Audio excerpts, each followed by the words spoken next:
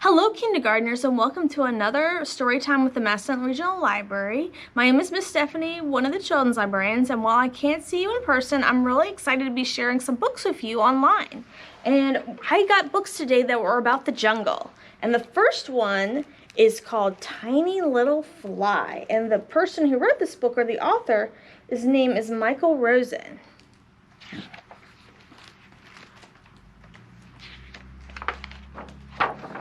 My, oh my, tiny little fly. Tiny little fly sees great big toes. Tiny little fly sits on elephant's nose. Great big elephant winks one eye and said to himself, I'm gonna catch that fly. Great big elephant winks the other eye. Tramp, crush, trap, but off flies the fly. My, oh my, tiny little fly. Tiny little fly said, what's this here? Great big hippo and settles on his ear. Great big hippo winks one eye and says to himself, I'm gonna catch that fly. Great big hippo winks the other eye. Roll, squash, roll, but off flies the fly. My, oh my, tiny little fly. Tiny little fly sees some stripy paws. It's a great big tiger and settles on her claws. Great big tiger winks one eye and says to herself, I'm gonna catch that fly. Great big tiger winks the other eye. Oh, great. Swoop, snash, swoosh, but off flies the fly. Great big trample crush, great big roll squash, great big whoop snatch. Oh my gosh, I got a lot going on here.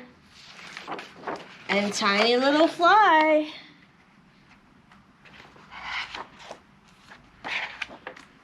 Fly, fly, fly. Tiny little fly winks one eye. See you all soon. Bye, everyone. Bye. The end. All right, and the next book is a really fun book, and this book is called Giraffes Can't Dance, and the author is Giles Andrea.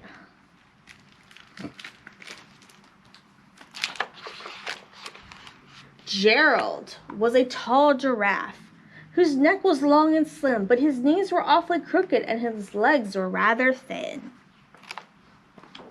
He was very good at standing still and munching shoots off trees, but when he tried to run around, he buckled at the knees. Now, every year in Africa, they hold the jungle dance, where every single animal turns up to skip and prance. And this year, when the day arrived, poor Gerald felt so sad. When it came to dancing, he was really bad. The warthogs started waltzing, and the rhinos rocked and rolled. The lions danced a tango that was elegant and bold. The monkeys did a cha-cha with a very Latin feel, and 8 baboons then teamed up for a splendid Scottish reel. Gerald swallowed bravely as he walked onto the floor, but the lions saw him coming and soon they began to roar. Hey, look at that clumsy Gerald, the animals all sneered. Giraffes can't dance, you silly fool. Oh, Gerald, you're so weird. Well, that wasn't very nice, was it? Giraffe simply froze up. He was rooted to the spot. They're right, he thought, I'm useless. Oh, I feel like such a clot. So he crept up from the dance floor and started walking home. He never felt so sad before, so sad and so alone. Then he found a clearing and he looked up at the sky. The moon can be so beautiful, he whispered with a sigh. Excuse me, coughed a cricket who had seen Gerald early on, but sometimes when you're different, you just need a different song. Listen to the swaying grass and listen to the trees. To me, the sweetest music is the branches and the breeze. So imagine the lovely moon is playing just for you. Everything makes music if you really want it to. And with that, the cricket smiled and picked up his violin. Then Gerald felt his body do the most amazing thing. His hoofs began shuffling, making circles on the floor. His neck was gently swaying, and his tail was swishing around. He threw his legs out sideways and swung them everywhere. Then he did a backward somersault and leapt into the air. Gerald felt so wonderful, his mouth was open wide. I'm dancing, yes, I'm dancing, I am dancing, Gerald cried. Then one by one, each animal who had been there at the dance, arrival Gerald boogied on and watched him quite entranced. They shouted, it's a miracle, we must be in a dream. Gerald's the best dancer that we have ever seen. How did you learn to dance like that? Please, Gerald, tell us how. But Gerald simply twirled around and finished with a bow. Then he raised his head and looked up at the moon and stars above. We can all dance, he said, when we find music that we love. The end. All right, guys, I do have one more book to share with you today, and this is a book, and it's called Count the Monkeys. And it's just not your ordinary counting book because we're counting monkeys. And the person who wrote this book, his name was Mac Barnett. All right.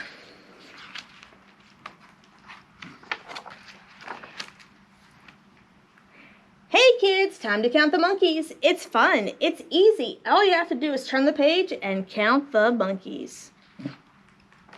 Yikes! One king cobra has scared off all the monkeys. Turn the page very slowly, very carefully so he doesn't notice us. Look, 2 mongooses have chased away that cobra. Or is it 2 monkeys? I'm pretty sure that it's 2 mongooses. Let's vote. Raise your hand if you think it's mongooses. Now raise your hand if you think it's monkeys. Interesting. Turn the page. I bet the monkeys will come back. Oh no! 3 crocodiles have frightened those mongooses. I dislike crocodiles, especially these crocodiles. Move your hand in a zigzag while you turn the page. It will confuse them. I never thought I'd miss those crocodiles, but those 4 grizzly bears are even worse. We're never going to count the monkeys. Okay, put your arms above your head. Make a loud roar. Roar! Bang together some pots and pans if you have them. But most importantly, turn that page. Oh no, 5 bee swarms drove off the bears. Bees can smell fear. You're not afraid, are you? Hum a happy little tune as you turn the page. Phew, 6 old beekeepers have shooed off those bees. Say thank you 6 times very politely. These ladies care about good manners. Now finally the monkeys can come back. Turn the page and count the monkeys. No, 7 wolves sent those old ladies packing. Wolves and grandmas never get along. This is very important. Don't look those wolves in the eyes. In fact, cover your eyes while you turn the page. Oh good, 7 lumberjacks took care of those wolves. Thanks guys, now it's safe for the monkeys. Give each lumberjack a high five, and then turn the page so we can count the monkeys. Still 8 lumberjacks, and they seem to be settling in. Don't they understand that we're trying to count the monkeys? Tell those guys, scram. Now tell them even louder. Good, let's turn the page. Great, 9 lumberjacks. They invited a friend. How are we going to get rid of them? Any ideas? Do you guys have any ideas? Look at that. 10 polka-dotted rhinoceroses with bagpipes and bad breath cleared out those lumberjacks. Was that your idea? Because it wasn't mine. Okay, we're finally ready to... Oh no! It looks like we're out of pages. This is terrible. We made it to the end of the book and there were 0 monkeys in this book. Now we'll never get to count the monkeys. Aww. But wait a second. Turning the page. Oh, look! Here they all are. The end. Thank you so much for joining me for another online story time. I look forward to sharing more books with you next month. Have a good day. Bye.